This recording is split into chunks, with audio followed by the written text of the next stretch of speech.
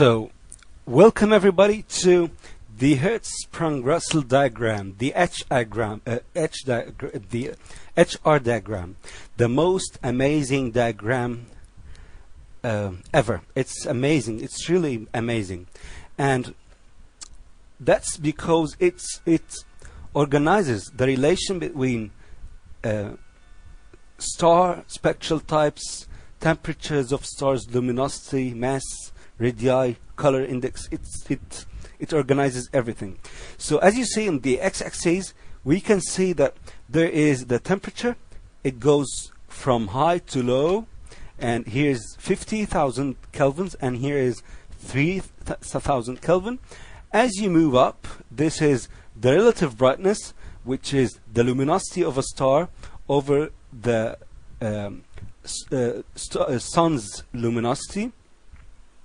So here is our sun at one relative brightness, and it's over the 6,000 degrees surface temperature. And as you see, stars are located at different places. Like, for example, here are the brown dwarfs and the red dwarfs, and they are a lot. As you see, the density here is higher, very high, and that's because they have small amounts of energy. They don't have very high activity, which causes them to live longer. And here at this place is the blue giants, and they're not so much because they have very high activity. By the way, you can see the red giants and the brown dwarfs, because they emit in the infrared, so you must use a filter. Here are the red giants, and here's the white dwarfs. And as you move, the temperature is higher with the blue and lower with the red, as we discussed before the color index in the previous lecture, the starlight and atom. Okay, here is why Polaris is much bright, but it's the same temperature. Here's our sun, and as you move up till 10,000 more relative to the sun, here lies Polaris. It's the same spectral type, the same temperature, but higher luminosity, and that's caused due to different diameter. So this chart tells us about the diameters also, or the radii.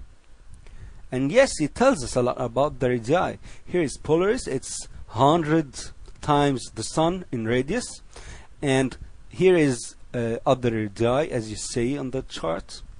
So as you move up, the radius increases. So radius has to do with luminosity. When the radius increases, the luminosity increases, and it's the same also for the mass. That's why there is a classification for the luminosity classes. There is IA for bright supergiants. There's IB for bright giants. Bright supergiants is IA. IB is supergiants.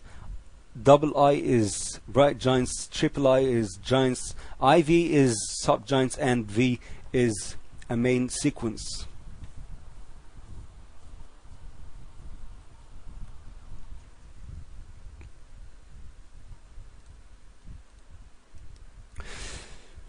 So here is our sun, our star, has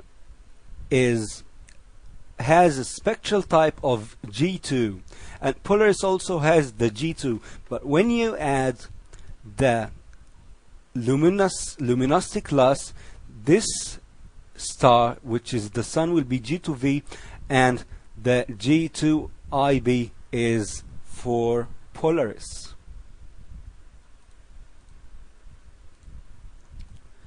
Okay, this spectral luminosity classes can appear in the spectrum of stars, and it appears that the more the luminous, the fainter the lines, the absorption lines, and the thinner